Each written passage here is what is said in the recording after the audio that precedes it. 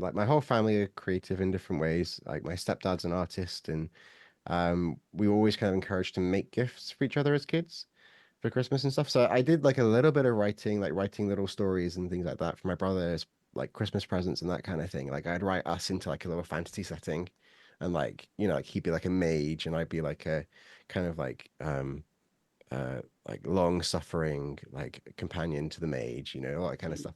But I didn't really seriously start writing until about 3 years ago, really. Um, yeah, so that was kind of when I got into it. Um, but yeah, so me and my family were living overseas. We were working in Bosnia. And I just kind of like got to the point where I was like, there's only so many times I can replay Final Fantasy 9 or like rewatch my favorite movie. Like, and I can rewatch Lord of the Rings all the time. But like the point was like there's certain kind of a feeling that I get from stories that I was like, I'm just really struggling to find stuff which scratches that itch. And I was like, I could write one.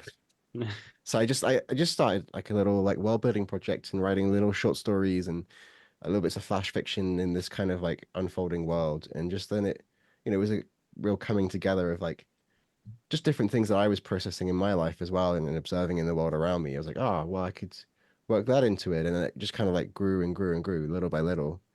Um, and then it kind of just got to a point of the world building where I was like, all right, I could actually write something really cool with this. Um, but yeah, that's kind of the origin story, I think.